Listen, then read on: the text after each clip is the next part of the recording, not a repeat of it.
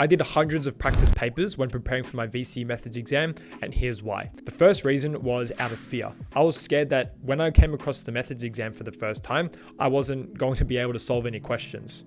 So what I did was, I did heaps of practice, and in the hopes of kind of memorizing these processes to solving these questions.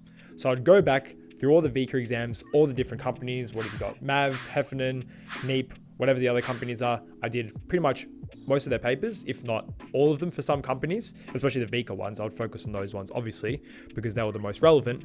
But essentially, my hope was I was going to memorize all these processes for solving these questions.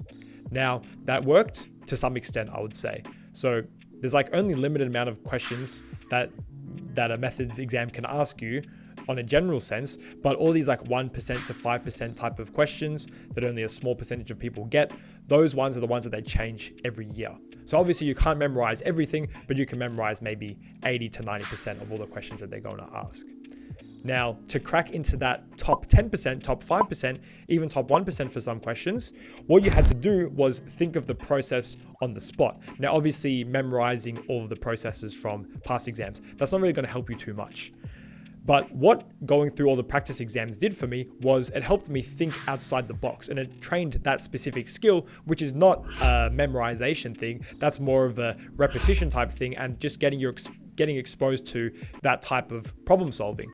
So what essentially happened was I was more used to thinking outside the box for all these unique types of problems, and I was able to figure out the solution even if I hadn't recognized that question before. Now, a lot of people might be thinking, oh, that's really unproductive. You shouldn't have done that. There's so many other beneficial things that you could have done with your time.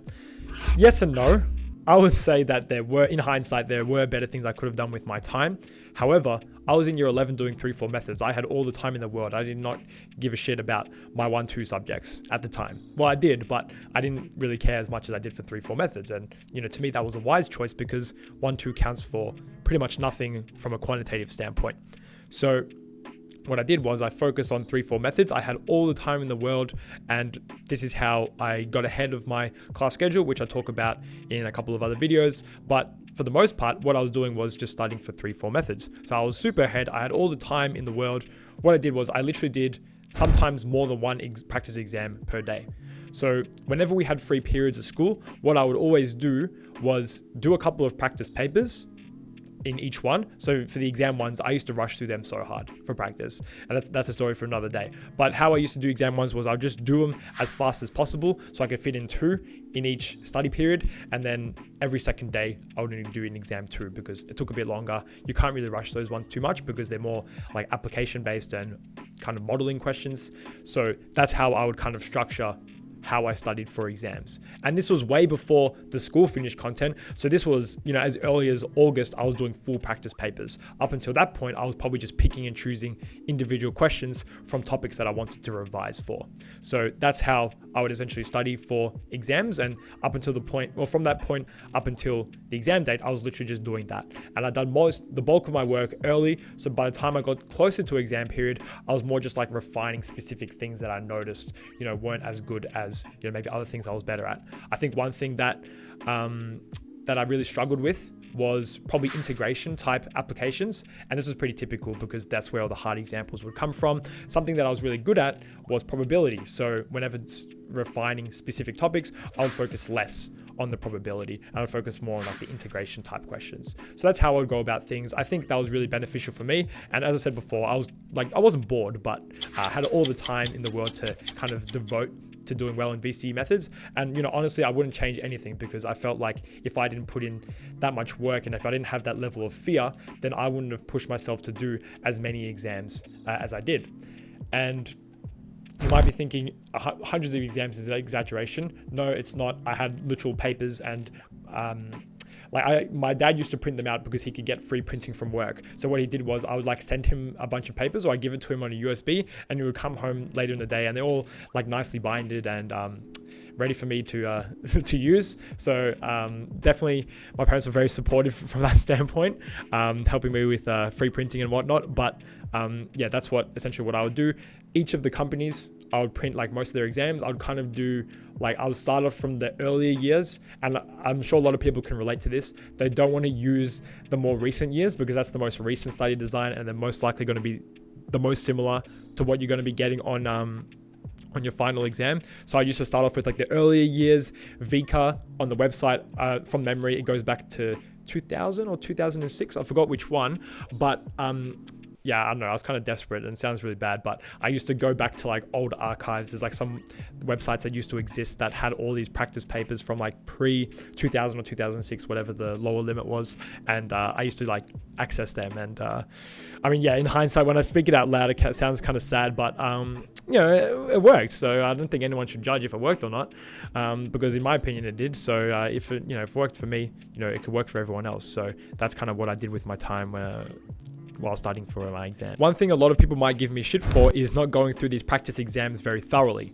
Now, that might be the case for some, but I was going through most of them thoroughly for the most part when I had time. All right, so don't give me too much hassle about that. I was going through most of them efficiently when I had time and when I had more flexibility. Definitely, that was more towards the start of my exam period. What I used to do was, go through the exam completely, and obviously mark off what I got right, what I got wrong. All the questions I got right, I kind of just left it because, okay, I got that right. That should be fine. And all the questions I got wrong, not only did I look through the process about how the work solutions did it, but I also noted that specific type of question, that exercise. And if there were ever any other issues, I could just refer back to the textbook or refer back to some other exercises that were grouped. And this is kind of one thing good about what's the book, the checkpoints, the VCE checkpoints. I'm not sure if they do that anymore, but they used to have something called VCE checkpoints, where it was a book and it was pretty much just all VCA questions, and that were publicly accessible, except they were grouped by topic and by exercise, I'm pretty sure.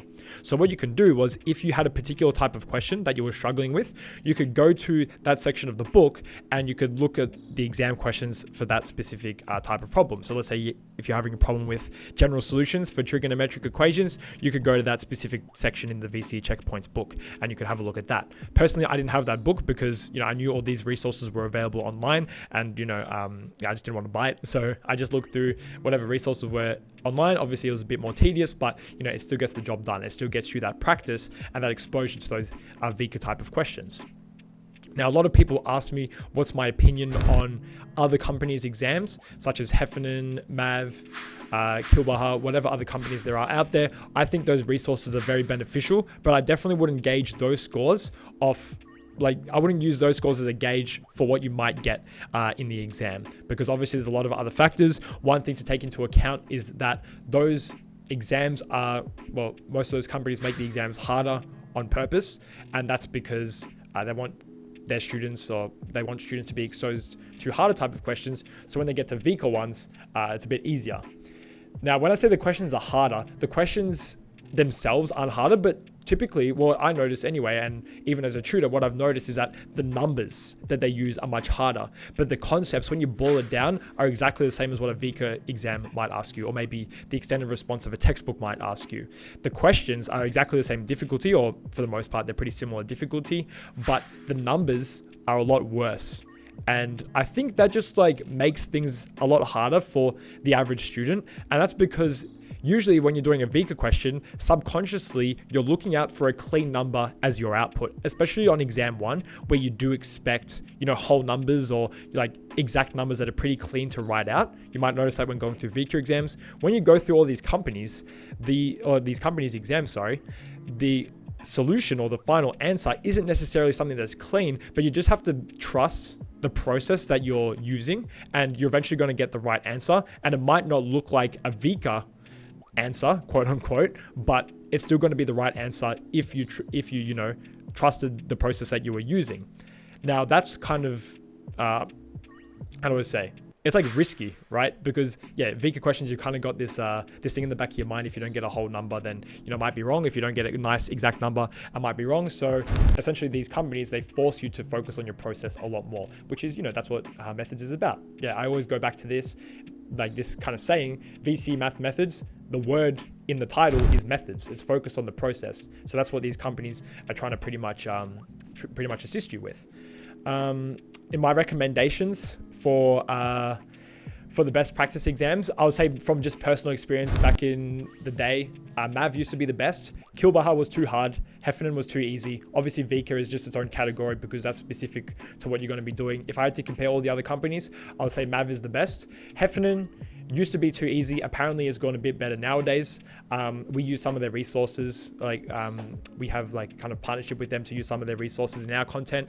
But yeah, I would say Mav, when I was doing it, was like a nice difficulty for me, but that's very subjective as well because that difficulty suited me. I'm sure if I was maybe a smarter student, but when I first started revising for exams, I would have chosen Kilbaha because that might have suited my level a bit more.